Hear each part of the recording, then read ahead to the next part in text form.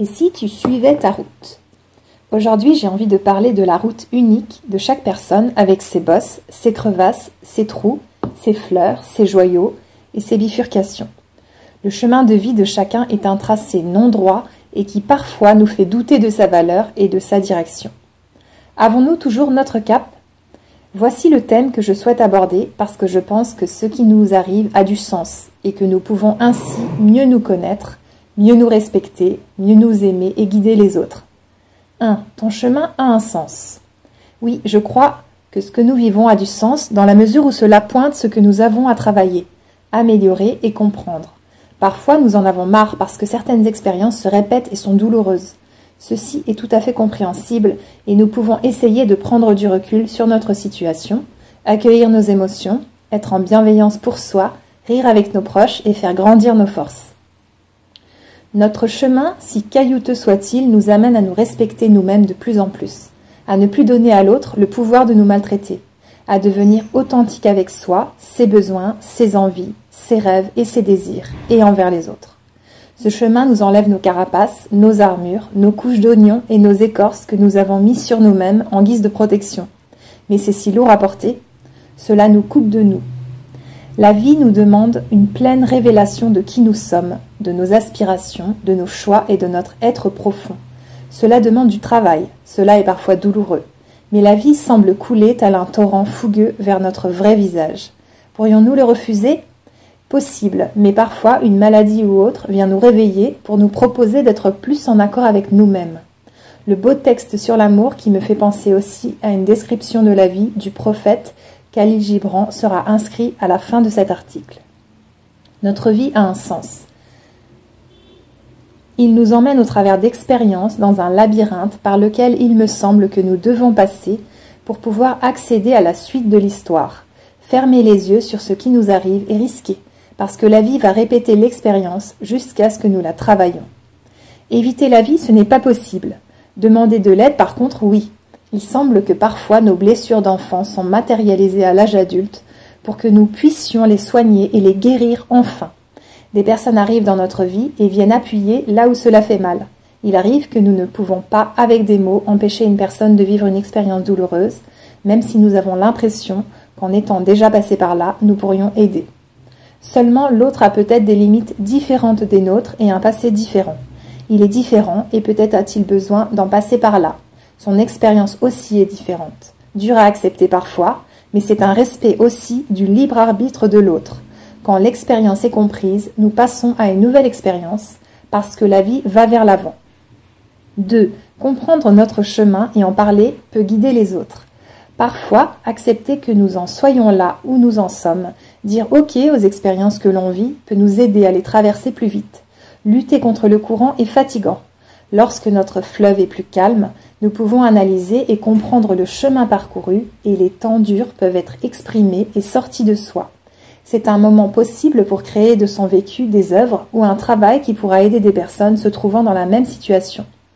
Qui mieux qu'une personne qui l'a vécu peut conseiller sur l'éducation des enfants, choisir un partenaire respectueux et donc éviter un partenaire inadéquat ou assurer son indépendance financière?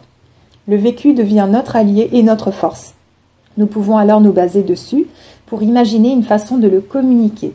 Nous pouvons aider des personnes qui en font la demande parce que nous sommes passés par ce chemin-là. C'est du connu. Et la force de cela dépasse tous les livres et tous les documentaires.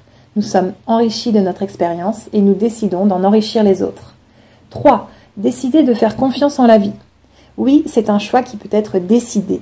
Nous sommes 7 milliards d'humains ici, déposés sur cette terre, et je pense que rien que cela, rien que 7 milliards de personnes qui respirent, qui vivent des émotions, qui aiment, qui rient et qui veulent le bonheur a un sens incroyable. Nous ne sommes pas seuls, nous sommes nombreux. La vie nous accompagne dans nos chemins qui se croisent et de belles rencontres en jaillissent. Nous sommes guidés par différents moyens pour atteindre plus de bonheur et d'authenticité. La vie est intelligente, elle crée une mise en scène pour nous faire évoluer. Oui, ce n'est pas toujours facile. Elle nous demande de nous choisir, de nous dire oui, de nous respecter et ainsi mieux s'aimer et donc aimer les autres. C'est tout d'abord notre vie que nous vivons, et à travers les autres, l'amour de soi a son importance. En effet, qui peut aimer vraiment une personne si elle ne s'aime pas et estime être peu de choses? Aimer, c'est du respect pour tout le monde, y compris soi, pour choisir d'être en relation avec les autres, pour partager la joie et non combler notre manque d'amour, nos carences, nos doutes et nos peurs. Mais ceci est de nouveau un chemin que nous arpentons. Bienvenue dans la vie. En résumé, je fais confiance en mon chemin, je prends soin de moi et de mes émotions. Je sais profondément que je vais pouvoir en faire quelque chose. Je fais confiance en la vie qui est là pour mon bien. Astuce, nourrir la confiance au quotidien. Le livre « Fais-toi confiance » d'Isabelle Filiosa est passionnant sur ce sujet, par exemple quand elle écrit sur la confiance de base. Observez les coïncidences joyeuses de la vie qui nous apportent pile ce qu'il nous faut. Voici maintenant le texte du prophète Khalil Gibran. L'amour. Lorsque l'amour vous fait signe, suivez-le, bien que ses chemins soient escarpés et sinueux. Et quand ses ailes vous étreignent, épanchez-vous en lui, en dépit de l'épée cachée dans son plumage qui pourrait vous blesser. Et dès lors qu'il vous adresse la parole, croyez en lui, même si sa voix fracasse vos rêves, comme le vent du nord saccage les jardins. Car, comme l'amour vous coiffe d'une couronne, il peut aussi vous clouer sur une croix. Et de même qu'il vous invite à croître, il vous incite à vous ébrancher. Autant il s'élève au plus haut de vous-même et caresse les plus tendres de vos branches qui frémissent dans le soleil, autant cherche-t-il à s'enfoncer au plus profond de vos racines et à les ébranler dans leurs attaches à la terre. Pareil à des brassées de blé, il vous ramasse et vous enlace. Il vous bat au fléau pour vous mettre à nu. Il vous passe au tamis pour vous libérer de votre balle. Il vous moue jusqu'à la blancheur. Et il vous pétrit au point de vous assouplir. Puis il vous livre à son feu vénéré, afin que vous deveniez pain sacré pour le saint festin de Dieu. Voilà tout ce que l'amour fera en vous, afin que vous puissiez déceler les secrets de votre cœur et devenir ainsi un fragment du cœur de la vie. Mais si, dans votre crainte, vous ne recherchiez que la paix et le plaisir de l'amour, alors il serait préférable pour vous de couvrir votre nudité, de quitter l'ère de battage de l'amour, et de vous retirer vers un monde sans saison, où vous pourrez rire sans laisser jaillir tous les éclats de votre rire, où vous pourrez pleurer sans jamais libérer toute l'amertume de vos larmes.